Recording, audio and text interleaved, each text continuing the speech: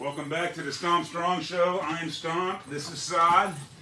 We are on episode 9. Pretty sure we only missed like 1 week. We had some hang-ups technically that 1 week. Right. So it's like week 10, but episode 9. And I've had a killer week, man. I got 8 miles in hiking the dog. One of them was for a record, 17 minutes and 28 seconds. So I started taking times with it. And at one point, I started jogging this week. I got like a third of a mile, and then I did like 3/10 of a mile in one session, and then I did I did 2 different sessions of 3/10 of a mile, and I ran around that tree twice. So that was like 200 yards twice. So Beth's like, that's like a quarter mile. I was like, what? So she's like, yeah, you jogged a quarter mile. I was like, no way. So she was out there, I did that. And then, big week for me. So then, I'm weighing in like 295 still. But the fitness levels are coming up. Like I'm starting to bring my times down. These are way better times than I was getting before. I was getting in the 19-minute range. So, and the other day I'm like, okay, what's the craziest exercise you can do for what they say to be young? And they say it's sprinting. They don't say it's running. Right. They say it's sprinting. You don't want to run because you destroy yourself. But if you sprint, you make that explosive motion on your body. It's almost just an explosion for a little bit. And that's apparently really good for the genetics, really good for the mind, real good for everything. So I did 10 wind sprints at 35 yards on the fence. I had a sick time. My thighs were blown out. Shoulder felt pretty good. Kind of loosened everything up in your shoulder a little bit, running real hard because your arms were doing this. So like the shoulder that was hurting a little more kind of felt a little better. And then you had the sickest seminar I've ever been to, and it was like the only one I've ever been to. Sure. And I met your professor. Say his name correctly so I don't mock it. Okay, thank you. I don't want to say it wrong, right? So he's just a super cool dude, and when you see him, I watched all the YouTube videos I could find on him in a couple days, and you know he seemed so nice. And the seminar was like a real similar class to what you do, which I would suspect is normal. Right. Like you probably got your style from him and how you teach and what you do. So the class was very, very similar, and it was a badass seminar, man. So how does that set? How do you set something up like that? Well, because Luis has been my teacher since I was a purple belt. So I've known Luis since I think 2012, and he's just a phenomenal human being, you know, first, and an incredible jiu-jitsu practitioner who he was a student of Gracie. He grew up training at Holes School in Rio de Janeiro alongside Hicks and Gracie, Hoyler, alongside Carlos Gracie Jr. Those are all the biggest names ever. Just legends of jiu-jitsu. Yeah, on his thing, I got one of the patches. I got both patches, and it says 84. Is that when he got his black belt? He got his black belt. He got his black belt 10 years before Ultimate Fighter. Right. Like before 10 years before Ultimate Fighter. Yeah. No one even knew what BJJ was in '94. Exactly. And he's got a black belt in '84. I keep staring at that going, is that true? Is that true? Yeah. He definitely wasn't born in '84. Right, yeah. No way. He's an old man, sort of. He's like 61 now. Yeah, he's not an old man, but he's sort of, like, he's older. Right. I was like, oh. So I try to bring him out, twice a year just to come to my school, see my students, meet them, and, share with them techniques because, as we've said in previous podcasts, even though I'm a black belt, to me, being a black belt just means I'm a serious student. Where Luis, is an 8th degree coral belt. He's been a black belt since 1984. So literally, he's probably forgotten more about jiu-jitsu than I'll ever learn. Like he's just a wealth of knowledge, and so when he comes, it helps my students. It helps me. It was a great lesson too. It was a very poignant lesson at this time. I don't know if you asked for it, but it was like how to defend someone attacking you from behind, and how important is that in a fight? That's the first thing that happens when you lose control or get turned around. First thing that happens is someone grabs. I think it's like almost like the key to how to first defend yourself is how to get out of a grab. So he explained it really good, and me and Beth were up together with that because there was a lot of people in there and we didn't get paired off right away. And I was like, this is good. I'm glad I'm doing this with her because I'm going to snatch her up. She's got to figure this out and understand that you don't get to just get out of this no way. You know what I mean? Like the girls are going to be nice to you about this. And this is my wife, so I can do it, right? So she's like, you know, grab me for real. And I was like, all right. And then she's like, well, I can't get out of that this way. And that was the first way he taught it. And then immediately there was a second way. If someone's too strong, drop to the knee, roll to the left, look over your right shoulder, roll to the left, or look over your left shoulder, roll to the right. Depending on whichever way you've got to go. And I was like, shit. Right. And then boom, she got me on my back. Right. And I was like, wow. Yep. And you helped us go through it, and he helped us go through it, and beautiful. I'm talking about I've been to 8 classes. The other lesson, I can't even tell you what it was named. Right. I can't tell you what I did. Right. I know that someone had to teach me how to pass a half guard, which is a given if you don't go a lot, and I don't go a lot. So I've literally been to 8 classes now. So the other stuff is confusing, but I know what it means to grab somebody from behind and what that. I've been in that situation a million times as a bouncer. Right. You know what I mean? Everyone's done that.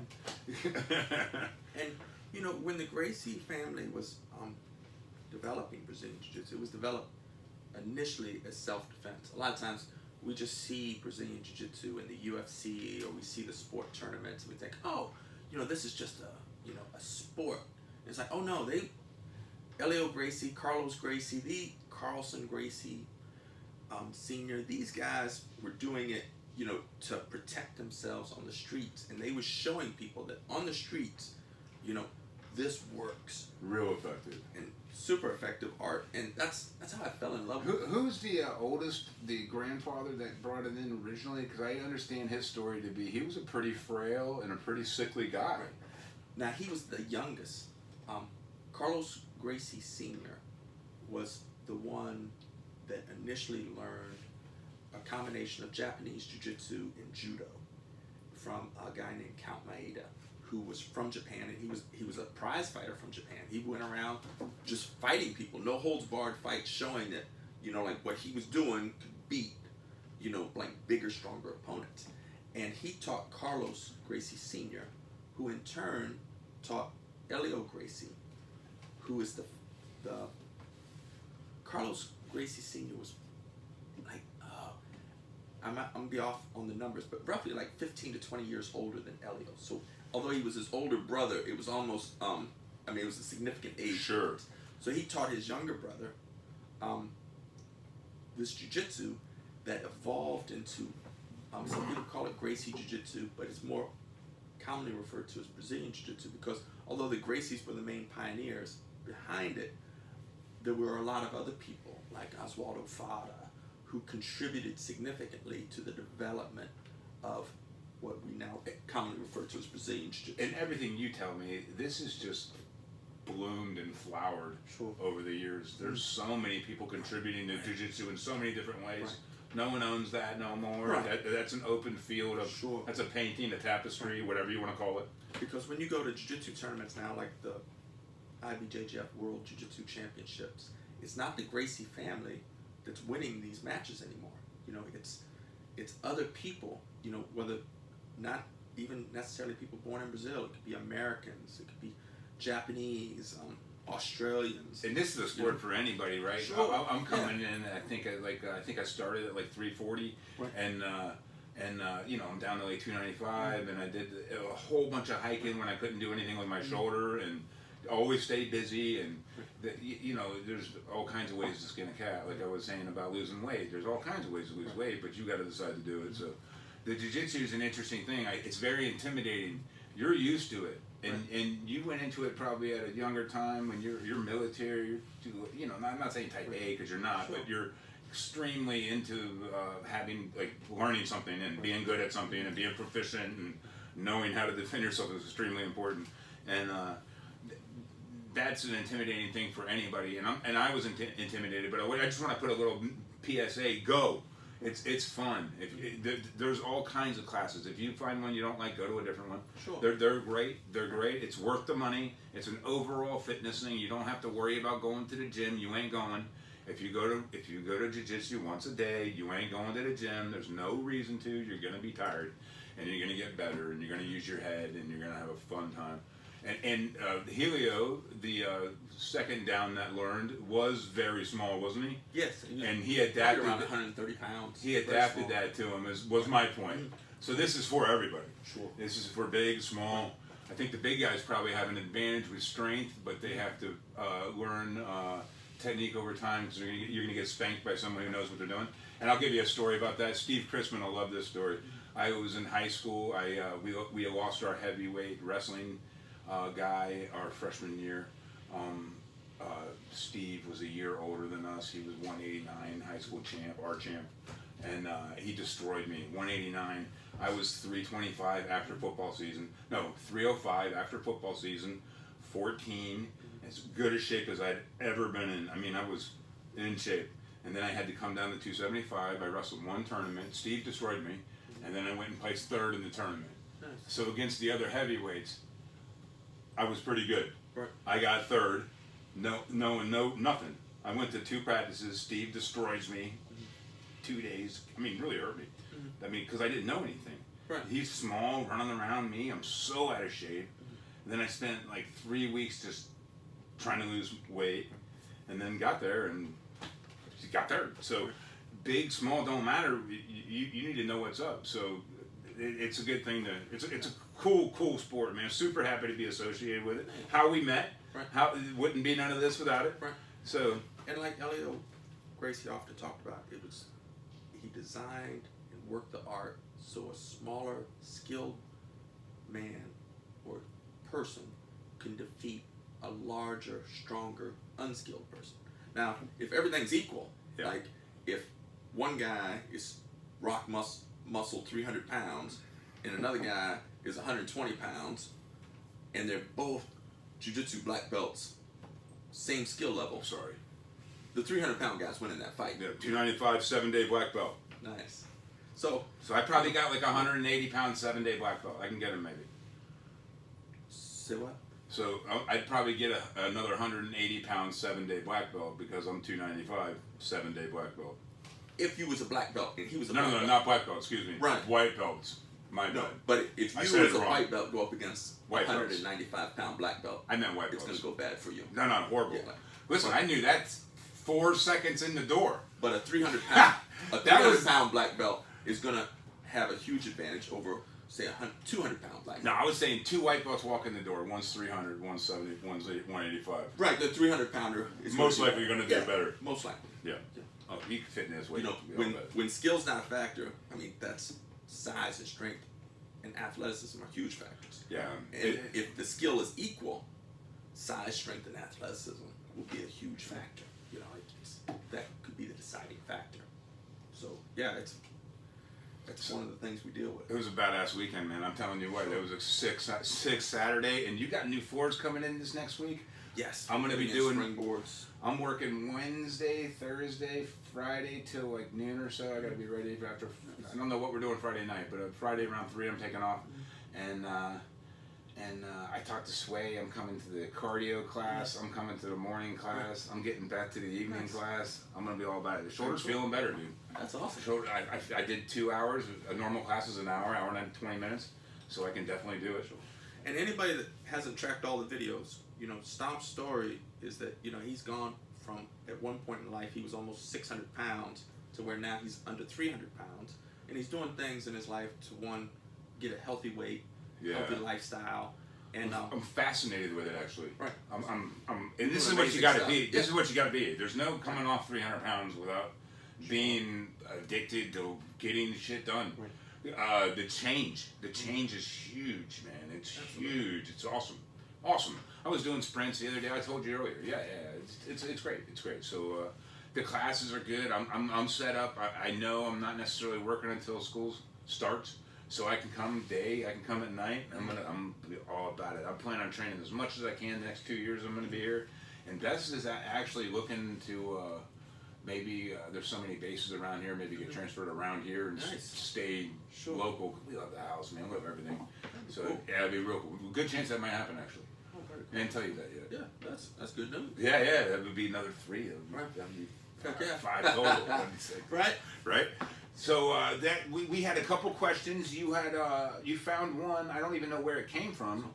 It was posted on my Facebook page. Originally, I thought it was on YouTube, but a friend of mine from Chicago named Khalid had a question about I want to say Russian-style shotguns. It's the Komrad 12 from from Kalishnicov USA, which is confusing. Mm-hmm. So the whole notion of this gun is strange in concept, but it's not. Mm-hmm. So, and I know a little bit about this. It's crazy because, Saad calls me the expert. I'm not an expert, but I do know about this. Sure. So I was at Dissident Arms, like not a month, maybe 2 months ago, dropping off several guns to be modified. He modifies AK-47 shotguns. He modifies all of them. He modifies them for Kalishnicov USA. He modifies them for Vepers. He modifies Segas. He modifies Lynxes, Cheetahs, which are Chinese versions of these guns that are like $400.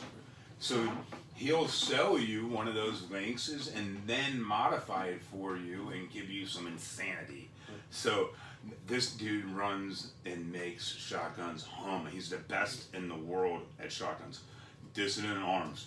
This guy runs box-fed 2 magazines are upwards of, we'll say, 4,000 totally maxed out. Totally maxed out, and you're starting with a Russian gun.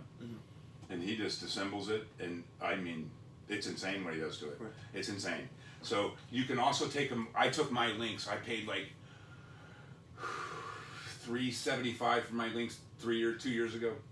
Russian. It's a Chinese copy of a Russian shotgun. Same factory the Norikos are made in. Sick. My Lynx is sick. But those guns do not run high brass or low brass ammo. So the ammo you can buy at Walmart, the cheaper stuff that everyone buys when they're practicing, is not able to run through the gun because it wasn't designed for it. It's designed for military loads that are full brass. The military ain't shooting birdshot at you. They're shooting full-on 3-inch buckshots at you, man. They're hitting you hard with, it's military rounds, right? So they're not designed for that. Russians ain't giving their stuff bullshit rounds to their guy either. So he takes that gun and converts it from that way to a gun that will pretty much reliably run anything. He doesn't guarantee it for everything. Sure. But these guys practice 100,000 rounds, 200,000 rounds through his guns. And you go, how do they get so many rounds? Say that. Go. How do they get so many rounds? There you go. Good question, Saad. They're not rifled. They're shotguns. Yeah, sure. They're smoothbore. Right. When they fall apart, they just fall apart. Right. So there's no wear in the barrel. There's no wear on everything. So it's just amazing, right? These guns are sick. So I took one to him to get modified. The reason the long story, kind of short, but interesting, I hope, is I did an interview with him. I got to still fucking bring it out because I don't have it out yet. But I dropped my gun off to get modified. He's just going to put the basic $400 tune package on mine and mount the rail I bought and something else. Let me think. Doesn't matter. It's basic. He's just going to put it together and tune it. And then I got another rifle getting done. And I go, hey, man, what's that? And he goes, oh, that's a Kalishnicov USA Komrad. I go, why is it so small? He goes, it's a Komrad. I go, what's that? He goes, dude, it's not even a gun. It's an NFA item. It's not a firearm. It's a 14-inch, one of those Mossberg Shockwave types. I was like, no way. And he pulls it out of the box, and it's from Kalishnicov USA, totally, pretty much stripped out. Wow. It's like this big. It's like this big. Dang. It's like this big. It's crazy small.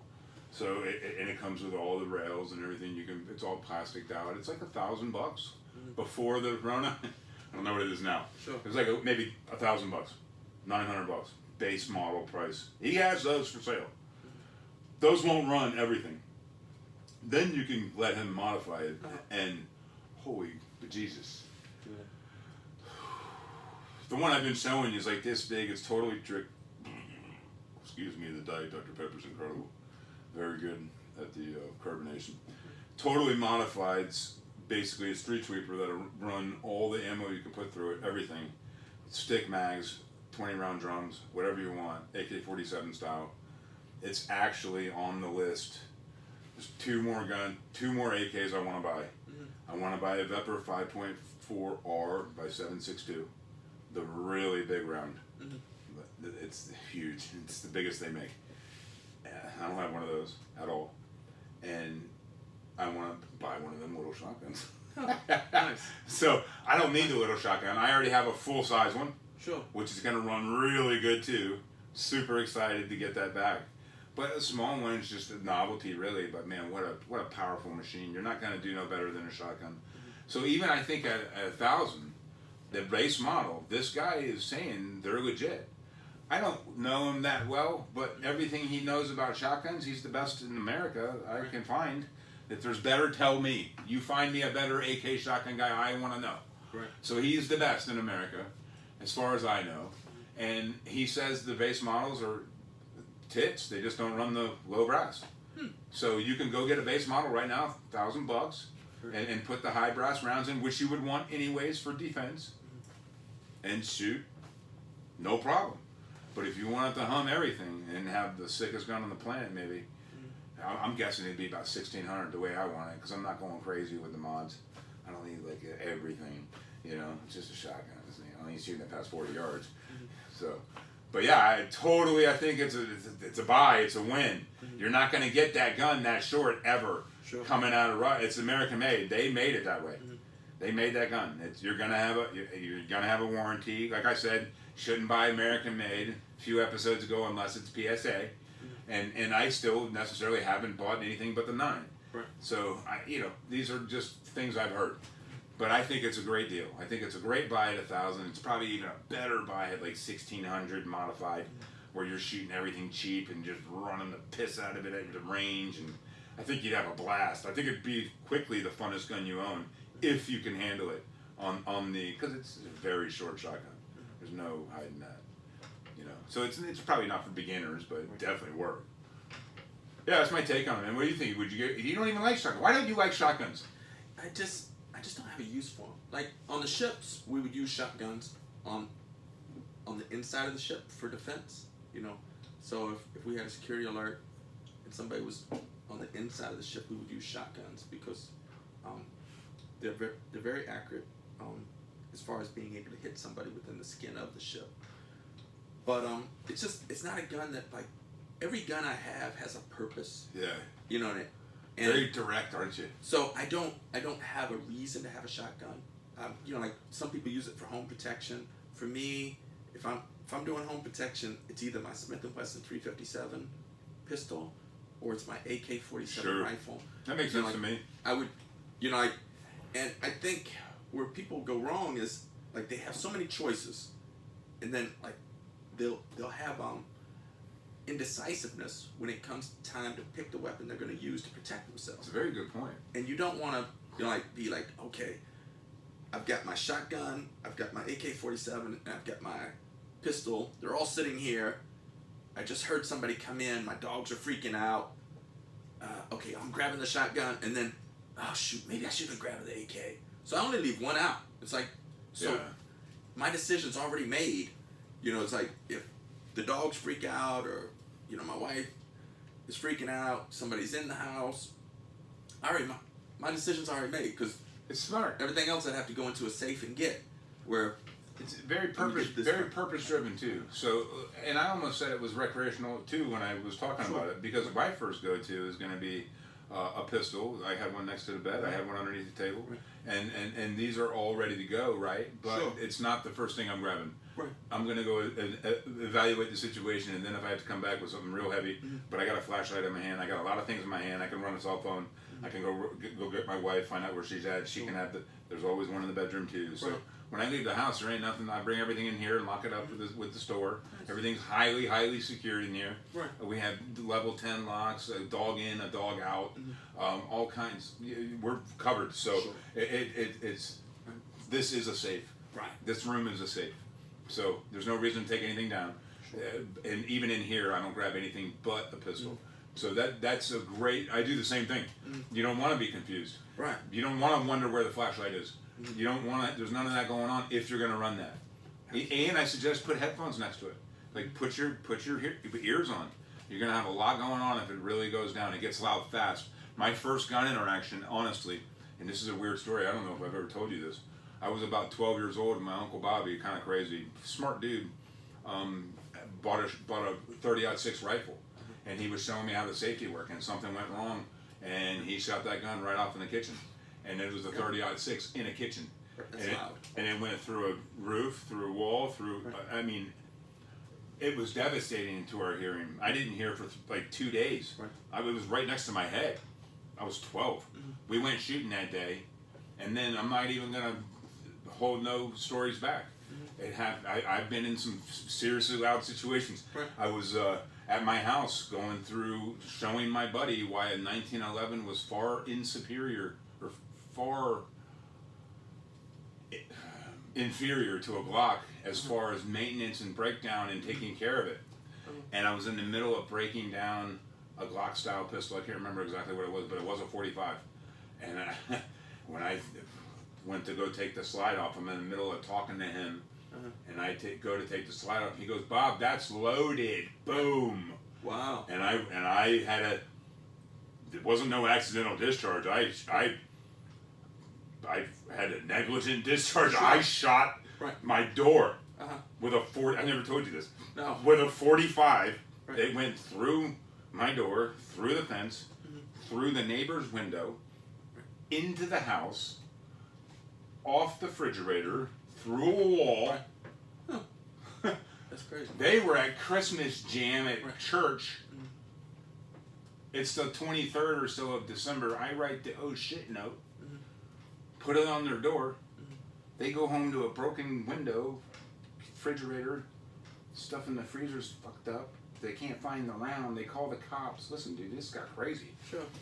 I write this note thinking, listen, I'm cool. If my neighbor shoots the house up, I'd be like, all right, no one's dead. We're fine. We'll figure this out. Replace the window. Whatever. No. She called the cops. Made it a deal. Next morning, I'm waking up. I was pretty bad alcohol. I'm waking up at like 6 a.m. to Johnny Law. I got to sleep at like 5 a.m. We played cards till like, I mean, my God, dude, this is crazy. This guy wakes me up. He's like, dude, what happened? I'm like, what do you mean what happened? I wrote the note. That's exactly what happened. I wrote a note. That's what happened yesterday. I don't even know why you're here. Sure. He's like, listen, man, he kept wanting me to tell him that the gun was broken down in a safe. He kept implying, I go, yeah, it's in the back room. It's not in the safe. It's sitting there ready to go, really. It's always ready to go. It's a gun. He's like, yeah, I'm just going to need you. Just tell me you're going to break it down. And it's safe. I go, it's broken down. It's safe. He's like, thank you. Bye. Leaves. Right. I'm like, okay. So, yeah. Have the barrel pointed in the right way. If you wonder why I'm a little bit of a stickler, I've seen two negligent discharges. Sure. My uncle did one. I did one. You were around guns long enough, you might screw the pooch and do something. It could happen, dude. I mean, I've known guys who are like really highly skilled at handling weapons, and they have accidental discharges, negligent discharges. Probably every discharge is really a negligent discharge, but you know, it's like it really things is. happen. To be honest about it, it really is. It's a fucking mistake. Sure. And you know, like anybody that's handled guns for a significant amount of time, it's gonna happen. You know, and which is, you know, really funny. It's like it's one of the reasons I don't appendix carry.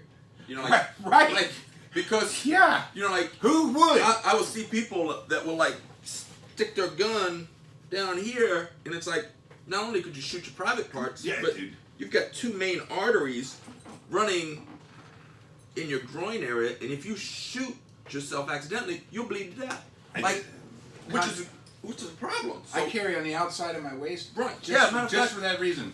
Because I'm in Texas, I carry right here. They call it the 3 o'clock position. Yeah. And see, I do the same spot, but on the outside because I don't like tucking it, and I just throw a shirt over it. Because what Texas does, but I don't even carry. Texas is maybe the most pro Second Amendment state in the union. I'd have to agree with you there. Their deal is like you can conceal carry, open carry. Once you go to the class and you receive the proper training, you get your license to carry. And like I did mine through, Lone Star Range, which we've talked about several times. And I got to go do it. And So you get your license. It's connected to your driver's license, which is funny. So when a cop pulls you over, you know, you got your Texas driver's license, and then it looks just like it's your license to carry.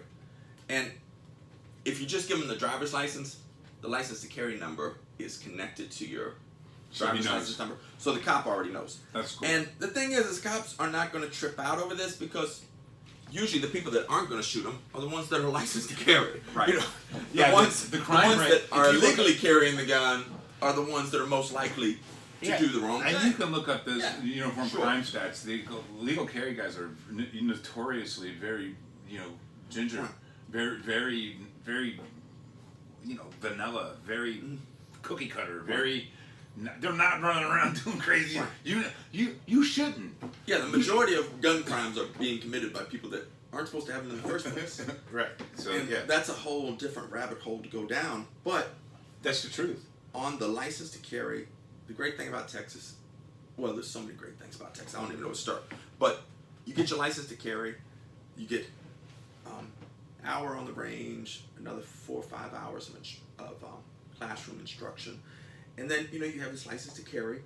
And in Texas, you make the choice. Like I choose to carry inside the waistband, concealed, but if you want to carry outside the waistband, open carry, let the whole world see that you got your handgun on you, you can do that too. And there's certain places you can't go into, and the class. And I'm pretty covers sure that. you can carry a rifle regardless if you're over 18. Oh my gosh, legit, like, right? dude, you can carry anything you want. Me and my rifle-wise, son, right? not last week, but the week before, we was driving down the road, going to the gun range, and we saw a guy who just was the epitome of Texas freedom. He's on his Harley Davidson. He's driving down the road, and I'm looking, and he literally has a sling with a rifle on his back. Rifle isn't in the case. Yeah. The rifle is on his back, on a sling. He's driving his Harley, going down the road. I don't know where he's going, what he's doing. But he's ready. And he's totally legal. Like, he may have been going to another gun range, because I was curious, like, I wonder if he's going to the same range we are. But it just screamed Texas. Like, a guy on his Harley cruising down the highway with a rifle on his back. And it was like, I think it was like maybe an M1, Like an old maybe it was like maybe not, an SKS. Like, it wasn't like a semi-automatic, AR-15 or AK. It was like an older school. Yeah, it was like... Mil spec. That's awesome. But it would...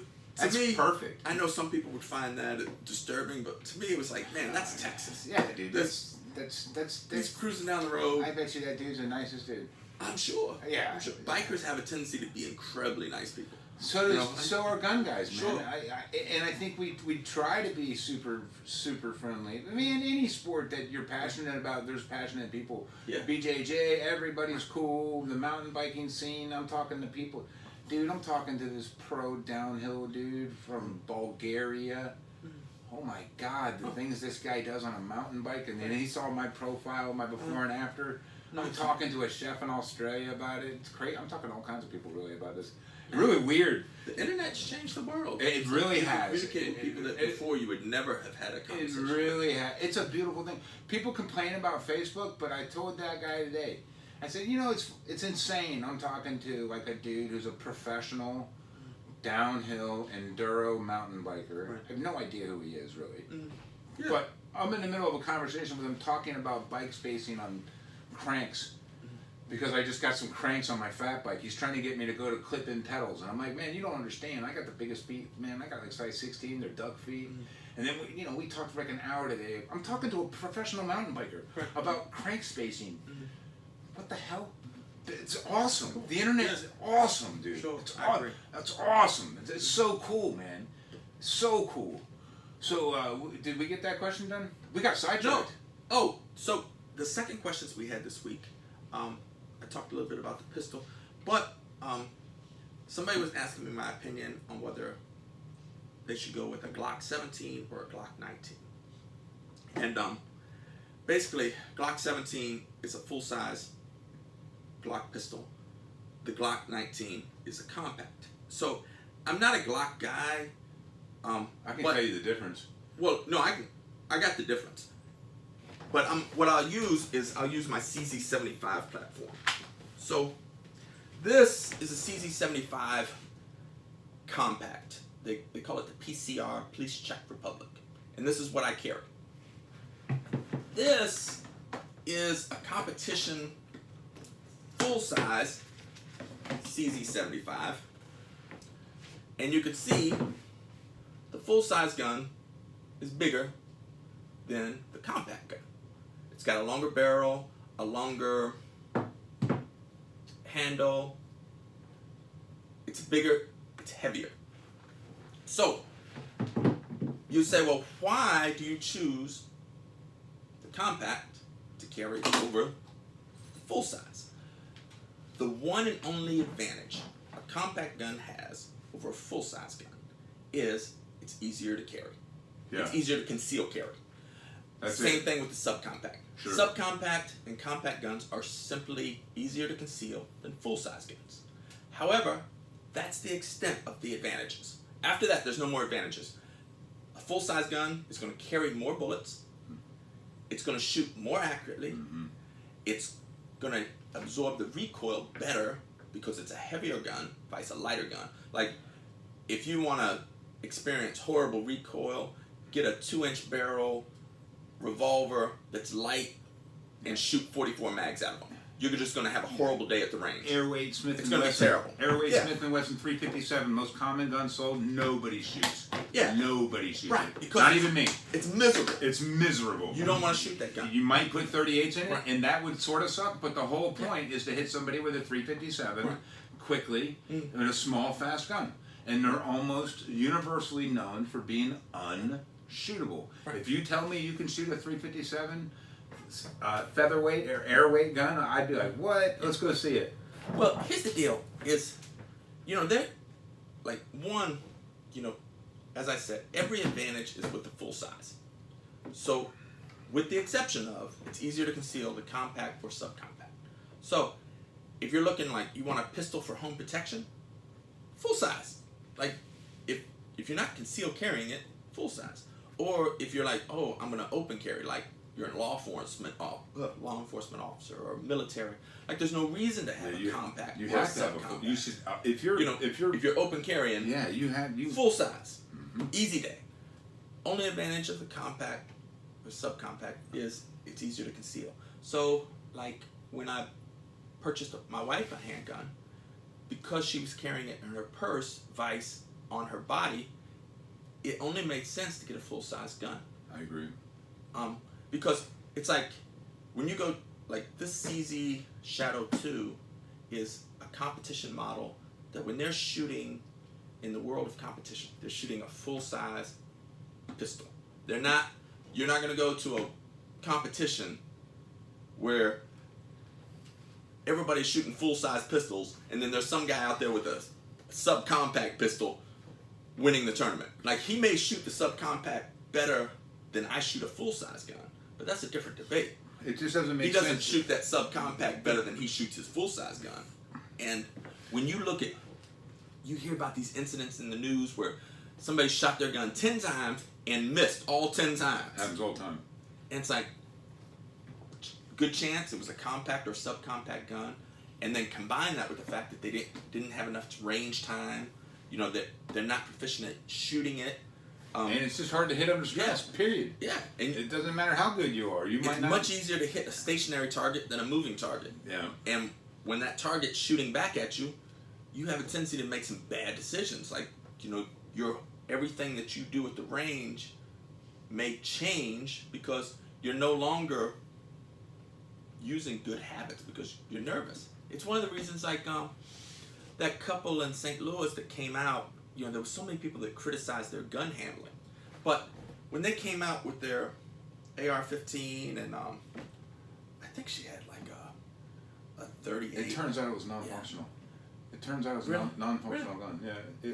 The lawyer has it. They got their guns. Hear that. They got invaded by the Really? cops and their guns taken the other day. So they come out, like they made a lot of safety mistakes.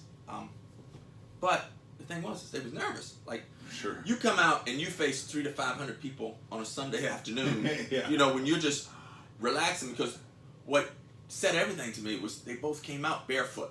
Like, they were not, ready for this. They were actually in the middle of having dinner and drinking. And I believe that and story. drinking Bloody Marys. Yeah. There's a picture of Bloody Mary on the counter. Because who would come out to face a mob barefoot? Like this was so.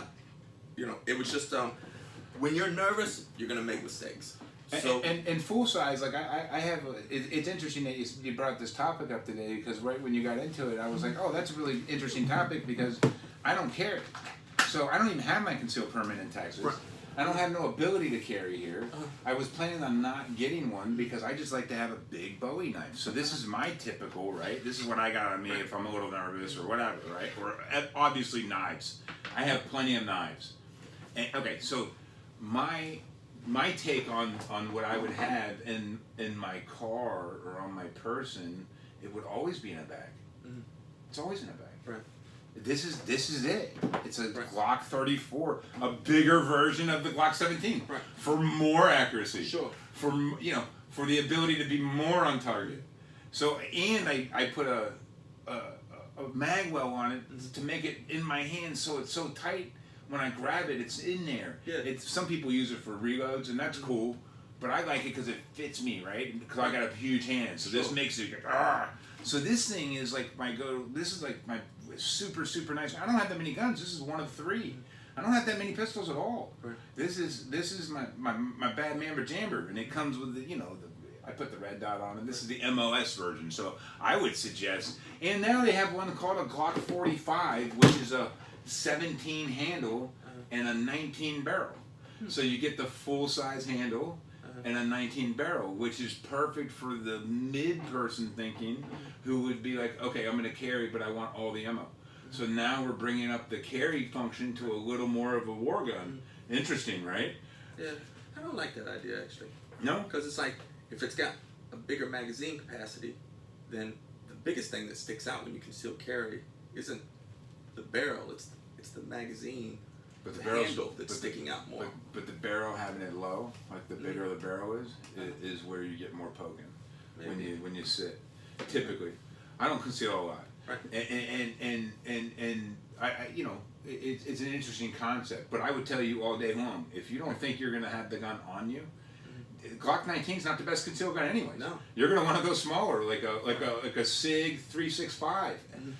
That's a gun that holds 13 rounds and it's way smaller than a Glock. Yeah, but you might not be able to hit anything with it. No, I can actually shoot them real good. They're good guns, but I mean, what I'm saying is it's still small. You're not going to shoot that small subcompact Sig better than you're going to shoot a full size Sig. You're just not. No way. And then the second thing that happens a lot when people pull these subcompact guns is there's not enough room for their hand, and they get what's called slide bite because their hand went up too high on the slide because they're trying to get the best grip they can on a small toy-like gun, and then like when you pull the trigger, that slide comes back quicker than your sight can see it, and you will see people just tear the skin of their hand, which usually results in they just drop the gun too, and there's a lot that can go on. Yeah. If you want to have a gun that you're going to control better, you're going to see better, you're going to shoot better, you're going to have a better sight picture. All of it's a bigger gun. You go up from a pistol to a rifle, all that gets better. It's just a variable of a size. And you think a smaller gun's not going to shoot as hard, but it shoots so much harder than a big gun. Mm-hmm. So yeah, man. And if you want to shoot with less recoil, you get a heavier gun. Like this gun is like one of the heaviest guns on the market. It's like 47 ounces or something like that. And this one's like 22. So and the importance of the recoil is like you have it sighted on your target. You shoot, and then the barrel lifts. The lighter the gun is, the more of a lift you're going to get, and then you have to re-sight on that target again. Where a heavier gun, you shoot, the barrel doesn't come up as much, and you're back on target. So you can continue to be not only more accurate, but be on target quicker on your second, third, and fourth shots than you can on a small semi-automatic. I mean, not semi-automatic, I mean subcompact gun. It's just going to be so much harder to get back on target because the recoil is going to affect you. You know what some of the guys do in the competition shooting world when they shoot Glocks and they shoot the polymer guns to bring the muzzle flip down because they like the light gun, but they want to put more on the barrel, more weight on the barrel, so they add this. A lot of dudes will shoot competitions with a light on it, just to add weight. Yeah. Just to keep the muzzle flip from going down in the comps. So these guys are running around with a full war rig at like a shooting comp, and you wonder, why are you adding the extra weight? Well, that's just for muzzle. Well, you said, just to keep that ding, ding, ding, just to keep it down. Right. Kind of cool, right? Yeah, it's a good strategy. Yeah. And so, like, I prefer metal guns. That's why I like my CZ75 platform over the Glock platform. But, you know, everybody has their own preference, you know. I mean, don't get me wrong, Glock has metal parts in it. I remember the first time I'd ever heard about Glocks was Die Hard movie. Yeah. And it had you know, it had these terrorists walking through the airport, metal detectors and carrying their Glocks, but the metal detectors would. It's got a porcelain barrel. They said it had a porcelain barrel. You know, but the truth is, it's got a steel metal. It's a real barrel. Yeah, if you go through a metal detector with your Glock, you're gonna have a problem. It's gonna sound off. Yeah. You know, but it was great for movies. You know, it was like, oh. You know what's so crazy about that though? When that came up, right? That movie came up. It's like '89, I would say. I go to the range with my buddy Ben. We'll call him Ben L from St. Pete. Super nice dude. In fact, I think he's a cop there. Oh. And his dad was a sheriff, and he had access to everything. And he takes me to the range, and we shoot a Glock 17 Gen 1, like the first week they came out. Yeah. And he was like, this thing is supposed to be insane, but everyone hates it. And I'm like, why do they hate it? Because it's plastic, but no one shot a plastic gun before. Sure. So we go and rip on it. It was sick. This gun was sick. And that was, so I shot Gen 1 Glock like the week it came out. Didn't even know what it was. And for like 10 years after it, everybody talked shit about it. Until law enforcement had to rebuy, and they had a choice between the Berettas, which were everywhere, and a plastic gun to carry. And then the first law enforcement started adopting it, and then the track record was so sick that every agency after the first adopters would just take it, and it became the biggest gun ever sold ever, pistol wise. It's amazing. I just don't like them, but Yeah.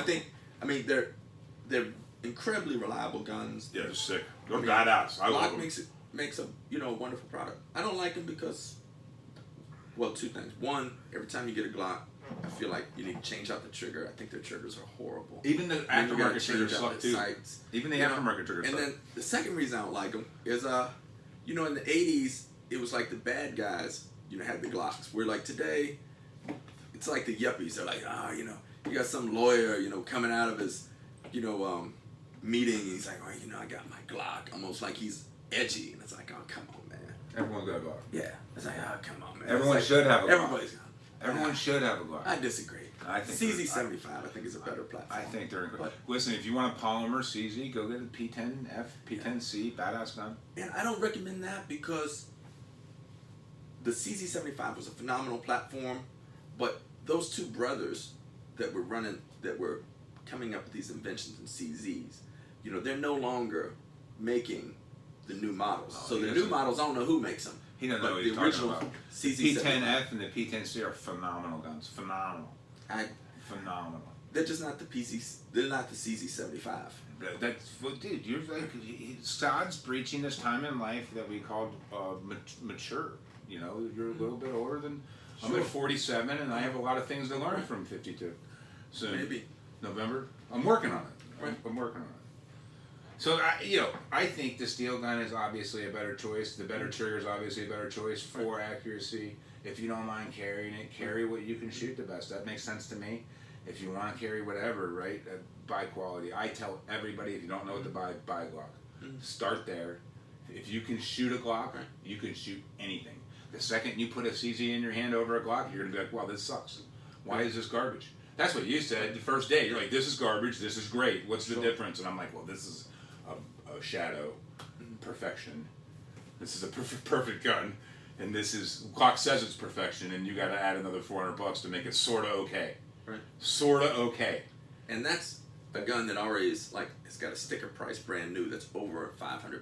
It's like, if you're going to charge that much for your gun, I think it should be right straight from the factory. There's a lot of truth to be said there. They do put on dog shit sights. They do have very basic Honda Accord, not no trim level that you want Honda Accord, You know, it's just basic. It's the working Honda Accord. That's it. There's no power windows. There's no you know, like anti-lock brakes. It's basic, you know, 72 Accord, not a 2005 Accord, but they still run forever.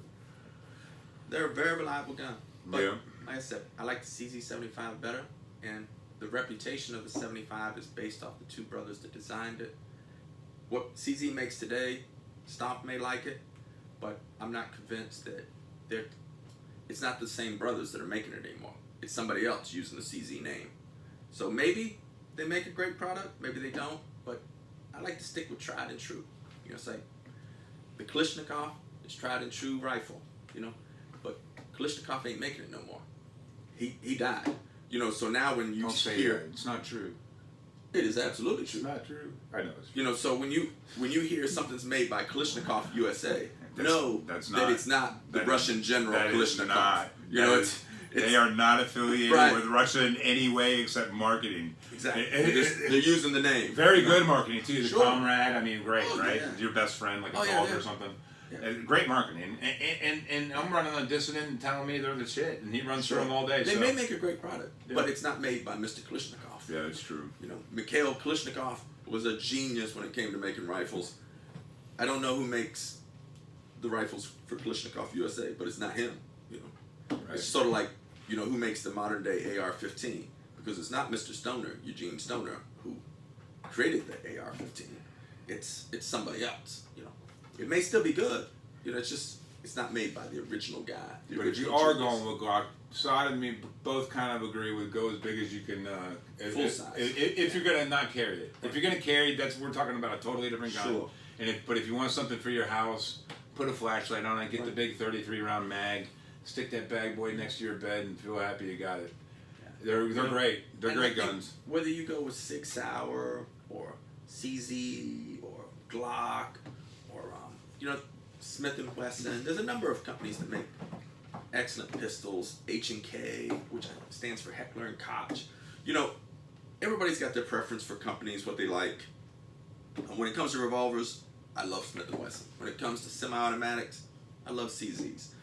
But you know, people are going to have different opinions. But what's really indisputable is a full-size gun is going to shoot better for you than a compact or subcompact. You know, And Bowie knives work no matter what. yeah. And you're going to do better with a long Bowie knife than you are with a small one. Yeah, this is yeah. This, You know, this is better. If you're going to have a knife fight and you got two knives to choose from, I'm going to go with the big one. Let me show you this bad boy. This is Jeremy from Bulgarian Knives. So sick, dude. He made this with an angle grinder. Nice. Totally with an angle grinder. It's insane how talented he is. So you have a bunch coming on at work this week. You got the Yes. floors going on. Yeah, we're How installing exciting spring is that? floors. It's great because we have a fantastic judo program at the school, and so we do a lot of throws. And what we decided was, you know, throwing people on 1.5-inch mats is rough on the body, and because we want to encourage the growth of our judo program, we're investing in these spring floors. So now when you get thrown, you're gonna have even more cushion and bounce. I'm so rather than excited. Just a thud. This is perfect for me. I have one of my first interactions with Saad was him advising me what mats to buy when we Sure. hadn't even met. We hadn't even met, and I go, "Hey man, if you were to buy mats for a house, which ones would you get? Give me like Yeah. a couple brands." And he said this one's the best, and then this one 2, 3, and I went and got the one you told me to get, and Right. you know it was expensive, but I tell you what, we got 10 foot of mat, and when I go down, it's much better on my knees, and I can actually do something. Right. And when I trained with you, like yesterday, we were doing the knee drop, and I was really scared to go to my knee because Sure. I had never done that. Right. And you know, with a springy mat, that's just gonna be better for everybody. Are you doing the whole place? Yeah, the whole place. Wow! So, Wow! you know, This is a That's- huge investment. and you know, you come down to, you know, when you run a small business, or you even run a business at all, you have to determine like where you're going to invest your money, and you know, like some people, they try to skimp, you know, everywhere. They try, you know, like they get the least expensive mats, or you know, and not even, you know, martial arts related business, any kind of business you're in. The more you skimp, you know, the more problems you're going to have. Yeah. You know, you can't always get the best and do the best, but like in our case, we've got great mats, but we can make it even better by having the spring floors. How long have you been open, son? 4 years. So you 4 years, you already invest this much, and you know in 4 years you're going to be able to do this. This is a progression. This is like anything else. Right, because you know it's difficult economic times due to the pandemic and you know a lot of the things that are going on in society. But you, as a business, you have to determine you're either going to invest to make the business continue to grow, because eventually things are going to get better, and it's going to be like who's going to be left standing. So in the Brazilian Jiu-Jitsu schools, you know, there's already been several schools in town that have gone out of business. And then other schools are scaling down and deciding to go from maybe they had 2 locations to 1 location. Where what I'm looking at is I'm just 1 location because it's just me and my wife that teach at our school, the Brazilian Jiu-Jitsu program, and then we have some judo instructors. But we're going to make that location even better. And that's my business plan. And you know, a lot of times it comes down to like just making good, sound business decisions, figuring out what your return on investment can be. For our return on investment, you know, I think the spring floors is going to cost me about $7,000. But the return on investment is my guys are going to be even better at takedowns because they're going to be more willing to do the judo classes and the wrestling takedowns because it's not going to be as painful on their body, you know, as when they hit the mats that aren't on spring floors. Yeah, it's a real sport. So, you are landing. You're on the ground. Oh, yeah. You are getting tore up. It's not easy by any means, but it is tuned to you. It is tuned to the person. Everything is different for everybody. And the better your takedowns are, you know, literally the better your self-defense will be, because you know, like just like you and I was watching the UFC fights last night, and you'd see guys try to do takedowns, but you know, sometimes they were good at them, or sometimes they just totally failed in their attempts. And really, it's just the more you train the takedowns, you know, the better you're going to be. And if you want to get that fight to the ground, you know, you need to have good takedowns to put it to the ground, especially in a self-defense situation. And some guys are training like when they're like 3 years old against bears and shit, and you can't do nothing against them guys. Like Khabib, that dude takes down everybody. Yeah, there's nobody. Very good. There's nobody that. But it's only because he's been wrestling since he's been 3. Training. 3. You know, but it's wrestling, it's judo because he trains judo. Sambo. He trained wrestling and sambo, and you know, like, and sambo is just a Russian version of, you know, Brazilian Jiu-Jitsu. You know, I mean, there's different techniques, but sambo fighters are phenomenal. Yeah, around. super like, serious. You know, you watch Khabib, before him, Fedor Emelianenko, just phenomenal ground fighters. So if you're ever in an area that you get an opportunity to train sambo or judo, I would highly recommend those 2 martial arts. Yeah, absolutely. I mean, if you go into a school and they're shooting imaginary chi balls at each other and knocking each other over, I would recommend go someplace else. If you go into a school and they're advertising sambo, judo, Brazilian Jiu-Jitsu, you're in good hands. Yeah. Those arts just simply work. Yeah, and wrestling and boxing and Muay Thai. I think if you look online, you can probably go to Google reviews and see a bunch of reviews and get an idea. I don't know. The problem with Google reviews is anybody can make them, and they make them basically anonymously. So, but if a business has a lot of bad reviews, I would tend to shy away from it. Sure. But you know, I would always look at, like, you know, because you know, I felt bad for a new restaurant that opened up in town. These people, they'd gotten their money together, and you know, they're trying to make the business go, and then you got a bunch of people who ain't never run a business, and they're just posting nasty Google reviews, nasty Facebook reviews, because it was like our local city Facebook page, and you know, the person was talking about, hey, I opened up the restaurant, and you know, these are some of our specials. We've just been open for a week. And then, like, a slew of people, you know, just had to post, oh, I went in there, you know, the fries were cold, or like, you know, something to just, or, you know, like the place looked dirty. It's like, maybe you could have gave him another chance before you just Destroyed publicly them. blasted them because they're just trying to, they're under the same kind of stress everybody else is. Yeah, I don't think your average review person's given a negative review. They're probably just taking that and like banking it, and then like maybe I won't go there. Right. You know, or maybe it's been a couple times. I don't know though. I'm not around it a lot, but it is important. That's for sure. And if you can't figure it out, I mean, call around and talk to people. If the guy won't talk to you and doesn't give you time on the phone, you ain't gonna get time there. Right. So. And we can do an episode where I'll talk about what to look for in martial arts, how to determine, like, especially in Brazilian Jiu-Jitsu, a legitimate Brazilian Jiu-Jitsu school from I think that's a great topic. an illegitimate Brazilian Jiu-Jitsu school. And I'll talk about some things to specifically look at when you're looking at schools. Just how many different schools do you think you've trained at? I know you've been all over the place. Oh, man, because the Navy used to move me every 2 to 3 years. Oh man, and then every time they'd send me someplace, I'd go train at somebody's school. I've probably trained at 50 different schools. Wow. Not always because the Navy transferred me there. Sometimes the Navy just sent me to a conference for a week or two, and it's like I'll just look up the Brazilian Jiu-Jitsu school in town. Sure. Even if I'm only there for 2 or 3 days, I'll look up and see, so and so has a school in town, and I'll just go train there. And people are almost always hospitable and like, come train with us. Awesome. Very welcoming to visitors, and so I've looked at a lot of different schools, and one of the advantages is like I'll look at the school, see how they run the operation, and how they run the classes to see what I can take from it to bring back to my school, because it's always constant improvement. If you just go like, this is how my instructor did it, this is how I'm going to do it, there's going to be no variation, then you're limiting yourself, because your instructor and you don't have the market cornered on great ideas. There's other great ideas, So if you look at how other businesses are doing things, how other schools are teaching and running their day-to-day operations, you can learn a lot. And it's just like with guns, like, you and I have the fundamentals of shooting guns, and we've shot guns for a long time.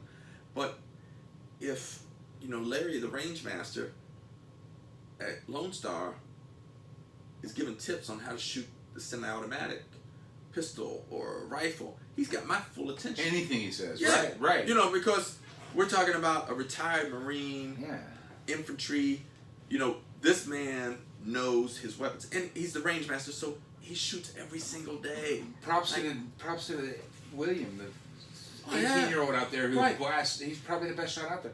Listen, everybody that works at that range is sick. Sure. They all are very good shots. And everybody. When you talk to people that work at a range, like, their skill level, like, is going to be so much greater than mine, because they're at the range every day, so they can shoot every day. Yeah, and then their coworkers are all experts at shooting, so they can share, different tips and secrets on how to better hold your handgun, how to better sight in your rifle, just all these little things. And so I encourage anybody that once you get your gun, and like I said, back to the pistol, full size, if you're not concealed carry, is the better option than compact or subcompact. If you're concealed carry, then you start looking at the smaller options. Like I can still carry a compact CZ75 vice the full size.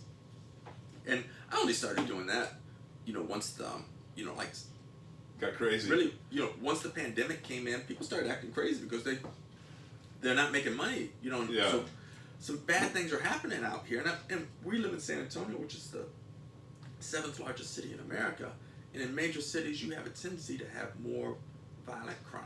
And I would rather carry a handgun and not need it than need it and not have it. Right. And so that's why I don't always carry, but if I think I'm, like maybe something could be happening, I'll carry. I carried actually today just because I knew I was going to answer the question. Sure. Normally, like, I don't carry it during the day, but like I walk my dogs like at 1 a.m. sometimes. Like my dog will get up, he'll lick me in the face to wake me up. And sometimes, like, if I can't get back to bed, instead of just letting him out in the backyard and sitting with him, I just take him for a walk, and we just go around the neighborhood. But at 2 or 3 in the morning, especially now that crime has increased, due to one, crime increases when the weather gets hot. crime increases when people are having economic challenges, and you know there's a lot of social challenges. So there's a lot going on. So when I'm walking my dogs at, you know, late at night, I'm like, you know what? Let me just carry the handgun just in case. You know, I mean, granted, I'm a black belt in Brazilian Jiu-Jitsu. My dog's a pit bull. We would be terrible targets to pick. Sure. But just in case, you know, I'll have my handgun with me just in case. You know, things. We got jumped by 5 dogs this year. Right. Yeah.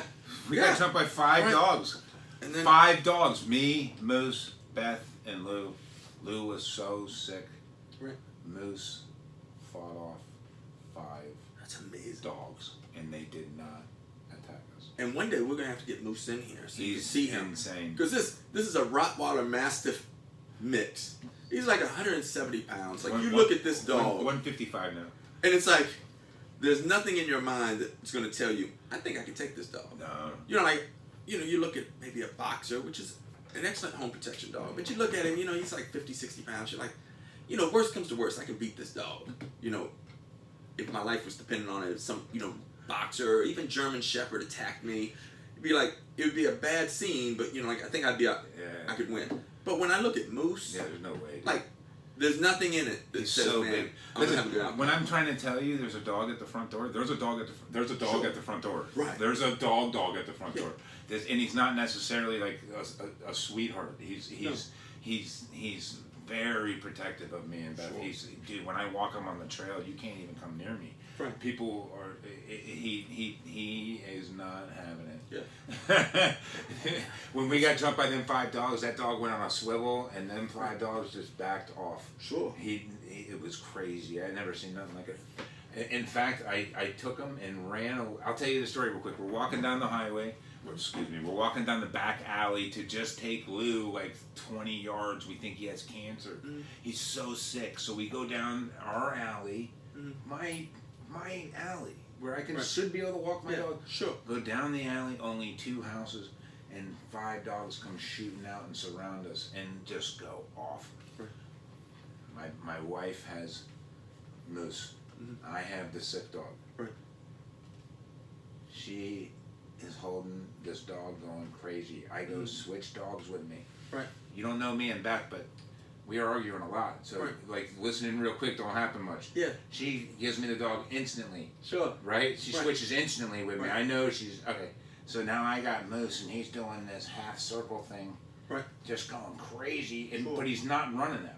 Right. He's not pulling me or her. Right. He's just doing a half circle insanity. Yeah. Sure. So I say, run.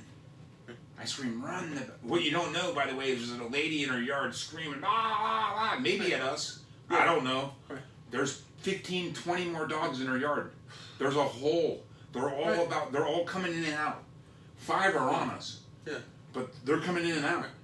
Moose is doing the half circle. Beth won't run. She hesitates when I say run. Right. She's scared of all the dogs chasing her. Makes sense to me. Right. I don't give a fuck about all the dogs because there's 20 more in the fence. Right. They're all coming out if we actually go. I got a 5-inch dagger on me. Moose or Lou is real sick. Sure. Him or Beth get lit up. It's on. Right. I'm pulling a dagger out and going crazy. Right. I know it. I'm freaking out, sort of. Cool. I tell her to run. She doesn't do it. I know she's hesitating. I go, well, fuck it, I'll run. She'll follow me. There's no way she won't. Sure. And I start running down the alley with Moose. Sure enough, she comes flying with me. Like, shit, you're leaving me. I'm not leaving nobody. We go around the corner. No dogs follow us. Yeah. We got away. Right. No attack. I call Saad the next day. I call Saad's son. Saad's son talks to his people to get a consensus. He's like, you shoot everything. Right. Dogs are property. Right. If that dog's outside of the leash, off a leash, attacking anything, that dog is toast. You don't have to explain it to nobody. Right. You shoot that dog and walk home. It don't even matter. What they explained to me, from the police officers I talked to, they said, hey, if you or your dog are in danger from another dog or animal, it could be a wolf, from the wild. Like, well, we have a lot of coyotes around here. Yeah. If you're in danger, you can defend that. You can kill that dog. And it's not in my. I hope to never have to kill a dog. Right. But if it's between my dog and the dog that's attacking us, or my wife, or and these dogs attacking us, these dogs are getting ready to catch a bullet. Yeah. And then what the police recommended was do that, walk home with your dog, and then call 911, explain to them, I just fired my gun, this was the circumstance. Because, you know, it is a charge to fire your gun within city limits, in almost every city in America. But if it's justified, then it's going to be okay. So what the police I talked to said, because at first I thought, oh, just dial 911 from there and wait until they come. And they're like, no, we really don't want to come up on somebody that has just fired a gun. You know, like, that makes sense. Because we're going to ask you to drop it. You know, we're going to tell you to drop it and move away. But if you're there and then you just shot somebody's dog, they may come onto the scene and it could all escalate. Like, why'd you just shoot my dog? It's like, well, you know, like in your case, these 5 dogs got out and attacked, you know, me, my wife, and, you know, our 2 dogs. And, you know, there was like, looked like another 20 were coming too. You know, like, you're not going to beat a pack of animals. Even with a gun, maybe. Them. Yeah. That guy might come out and be like, well, I'm going to shoot you because you shot my dog. Right, it gets real stupid real fast. Yep. So, you know, the right answer would be just walk home, make the call. Call the police then, you know, and explain the situation. When they come to the house, be like, hey, yes, I have the gun here. It's locked up in the safe or somewhere, and you know, and it's just a, I forgot what they call the violation of shooting within the city limits, but it's not something that they're coming in to do a search and seizure of your house. Ordinance you know, or something. They're going to come in and they're going to talk to you, and if you're able to explain the fact that it was a justified response to these animals, you know, then everything's going to be all right. Of course, it's a different situation if you shot the human too. Like, yeah, you know, like, and you know, then you're going to want to call your lawyer in addition to calling 911. Call 911 first. Say, hey, I just shot somebody, and then call your lawyer. I say you call your lawyer quarterly just so he knows who you are on a regular basis, even if nothing's going on. Just say hi. And you can get firearms insurance plans where you know, like there's Texas Law Shield. I pay them I think like $10-12 a month, and they guarantee that they will provide all my legal support, no cost, other than, you know, the membership that I pay. That's the cost. If I get charged with legally using my firearm, you know, like if I illegally rob the bank, they're not sure. They're not protecting me. Yeah, but they got a lawyer right on the spot right. for 120 a year retainer. That's not bad. And their advice is call 911, say, I just shot whoever, and, you know, send help. And That's then it. hang up, because your 911 call can be used against you. And then they said, your next call them. And then when the police get there, explain to them, hey, before I make a statement, I want to talk to my lawyer. And That's it. that's your legal right. Don't say nothing else. Right. Because, you know, you're going to be confused, you're going to be stressed. Cops are paid to figure out how to put holes in your story. And straight up, they're gonna try to get to the truth. And you know, in general, the police are gonna be on your side, but at the same time, they're trying to get to the truth. And you might say something, because that's the whole thing with the Miranda Act. Anything you say can or will be used against you in a court of law. So keep that in mind when you're talking to them, because they're doing your job. And if you say something that's incorrect, or you remember something incorrect in the time of an emotion, you could really get yourself in a legal problem. And that's why lawyers are so important. You know, pain in the ass, but important. Sure, they're there to help you make the right decision. And Texas Law Shield isn't the only there's all group kinds that of makes it. There's others, and you know, you can determine your insurance.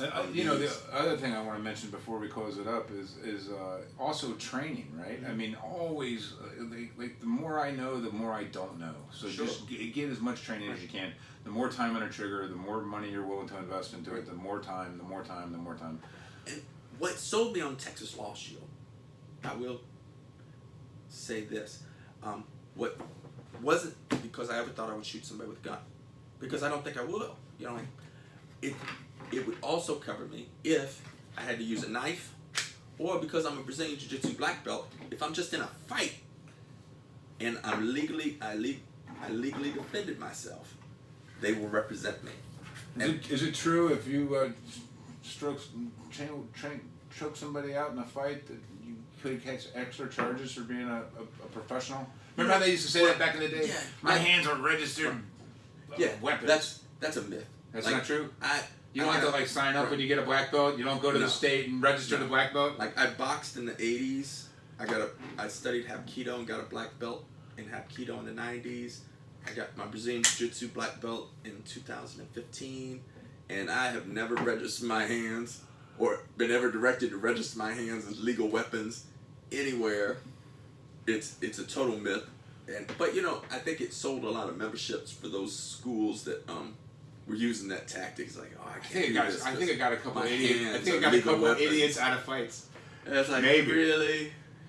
So, but you know, what will happen is, you know, if I defend myself and I take it too far, you know, like I could subdue him with my skills, but I could also subdue him and break his arm, break his leg, you know, tear his shoulder out, and then just continue to smash the person's face with my elbow and fist, you know, and now you're for sure going to catch a charge because you went past self-defense and you got vindictive and you caused injuries in excess of what you needed to do to self-defend yourself. So the older I get, man, the odds of me getting that fight are so so low, man. Right, because I'm walking away from everything, man. There's nothing you can't do nothing to me except attack me or someone I know for me to be in a fight. Well, like one of my students came to me and said, "Oh, you know, there's another martial arts instructor in town." I've had a couple of my students say, "Oh, there's this other martial arts instructor in town. You've never met him, but he's always speaking bad of you." And you know, they'll say whatever the dude said, and I'm like, I don't care what he said, because this is my philosophy. Whatever you say about me when I'm not around is because you respect my presence enough not to say it to my face. You know, so it's like, oh, he said this and this. You know, I can go when talk I was to him. around. You want me to set it up? No. I'll set up a death fight in the backyard, man. We'll put a pit back there. Yeah, because if me and this guy were to go at it, we're not going to do it in a tournament. It's like, oh no, this would be a no holds fight. No holds barred. We'll do it on Stomp Island. But the thing is whatever this dude says, he knows you don't say it to my face. You know, but not that I'm a violent guy. You know, like you could come say it to me and say, Saad, I don't think your jiu-jitsu would work against me. Like, okay, well, that's cool. I don't care. You know, now if you put your hands on me, you'll get your first jiu-jitsu lesson for free. I'm not saying shit. Yeah. I've seen it. I'm not doing it. I think the average clown in jiu-jitsu and martial arts in general is being exposed at an exponential rate. Sure. I was telling you earlier that there was a channel called Fight Perfect, and these dudes were two mixed martial arts guys. One was in the UFC for a while, and one was training. Yeah. And they would analyze bullshit martial arts videos. And oh my God, were they funny! And we needed, once I figure out the technical end of it, we maybe need to do another day where we do like a funny video, like a reactionary video to fights or any fight. We could just watch someone get jumped and be like, listen, this is what you did wrong. Right. You're back. Okay, you're watching a real crazy situation, yet you didn't have your back on the wall. Sure. I can look at all this from a bouncing angle, not as a pro fighter by any means, but I have been in a lot of shit. Yeah. A lot of bouncing situations. I wouldn't even say fights. Right. A lot of throwing people out of bars, stopping fights. I never really, not much of that, but a lot of like just throwing dudes across rooms. Right. Just two-hand. You saw how big it was. Yeah. I would just fucking shove people across the room, dude. Just throw them 30 feet, dude. Just freak them out. You know what I mean? Then it's over. So a lot of that. Right. So, but I've been in a lot of high stress situations. So yeah, we can. I say that would be a fun thing to do with you, and hilarious, and other things to explore. Might as well say it. I mean, we're running a little long, but who cares? I would love to explore because you're seeing it, the relationship between a white belt and the progression. It's why I put my finger up and pointed to the black belt as only a white belt that never quit. Right. When I took a picture with you two, that was me pointing up to that's the goal, right? Even if I'm 60, I don't give a fuck. Sure. Doesn't matter. I'm starting at 47. Right. If I'm 65 when it ends, it doesn't matter when it ends. Just get there, slow. Don't get hurt. We're talking 50-year-old Brazilian Jiu-Jitsu. We're talking about old man Brazilian Jiu-Jitsu. I'm talking about broken down old men coming in to get healed Brazilian Jiu-Jitsu. Not to get fucked up. I'm doing it at a very abridged pace. Nobody's tearing me up. Nobody's working me. Nobody's hurting me. It's perfect. Yeah, we're just training. Badass. So, just to close out. Today's shirt, Mission 22. 22. It's estimated 22 veterans, military veterans a day, are committing suicide. And suicide is a huge problem in our country, and really worldwide. Depression, anger, Especially a lot of now. issues, and we'll talk about this more as we go through. But I just want to bring attention because you'll see people, doing different things on social media about 22 veterans are dying a day, from suicide, and there's things that reach out and be kind. Like Mr. Rogers, one of my favorite human beings ever. When I was a kid, I used to watch Mr. Rogers' Neighborhood, and he always talked about be kind. Yeah. The greatest thing you can do is just be kind to each other, and be somebody's friend. Reach out and help folks that you think they're. If you see that like you feel like maybe this person's having some trouble, be kind to them. Reach out, be a good friend, and maybe you can save a life. But we need to do things to help curb our suicide problem, and so I really like this Mission 22, and just the attention that's bringing to the fact that, man, so many of our veterans, because you hear people all the time, they say, "Oh, we support the troops, we support the troops." Well, the 22 are dying every day from suicide. Yeah, it's a lot. We need to do a better job of supporting the troops. Yeah, we do. When they come back from these wars, they've given us the best they had, and a lot of times they have such horrible, physical injuries, but even worse, mental and psychological injuries that need to be addressed. And so reach out to folks and try to do better. Try to help. I think if you can imagine like your dark day, Sure. what you went through on a bad day, and then go, well, okay, this person has done things I can't even contemplate. Right. Like maybe you imagine what a cop has to go through every day, especially now. Sure. Or anybody that's having hard times. Maybe you've been inside for 4 months and you haven't gone outside because you're really, really scared. Yeah. Or maybe you're like me and you don't do anything but go outside because you're really, really scared and you want to lose weight and get healthy. Yeah. You're really motivated to get healthy. So people handle stress in different ways. Right. What you do need to know is that, I talk to people all the time about this type of stuff. I am on the horn all the time about men, women, people trying to love themselves better. If you need to hit me up, I'm Stomp, NU, uppercase, on Facebook. And if you look at the writing at the below of the this video, you'll see my webpage, you'll see Stomp's webpage, and our contact information. Want to reach out? We're pretty easy to find. If you need to hit us up on Messenger, if you want to talk to somebody, call me. Sure. We'll do a video conference. I do that with a lot of people. I talk to people all the time for a couple minutes, check on people all the time. It's I have to be loving me better. For me to be doing that, I have to be checking on people. I gotta be. I don't know why, man, but it's sort of important to me, and this is part of it. And if you want us to talk about anything specific, I know for sure I'm going to be talking a lot about anger in general. I grew up very needy of things and not getting it and just being angry as fuck, man. I mean, really real rage that you hold inside and you become alcoholics and you fucking eat too much and all the bullshit. So addressing and talking about all this stuff is great. Absolutely. It's the best way I process, and I suggest it to anyone that's scared to. You have army buddies that have been through what you have been through. Call them. Yeah. Call your cop friends. Call your people that know what you're doing. And for fuck's sakes, if you're thinking about something crazy, please get some help. There's numbers that all around, and there's people that want to help you. You are not alone. There is nobody that hasn't been depressed. There is nobody that hasn't thought crazy things. It's not that you're a bad person because you feel this way. You are not. It is normal to feel shitty. Sure. Sometimes it will get better. I promise you it will.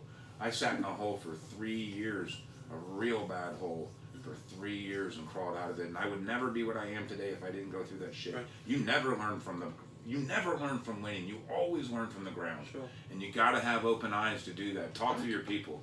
Suicide's important. Absolutely. All right. All right, we'll call it a day. Till next week. Yes, absolutely. Have a great night. And I think we did a good one. It went a little bit long, Sod. What do you think? Yeah. Pretty good? I enjoyed it. It was a great conversation. Definitely good. Browse Brothers, Knuckles, always sick.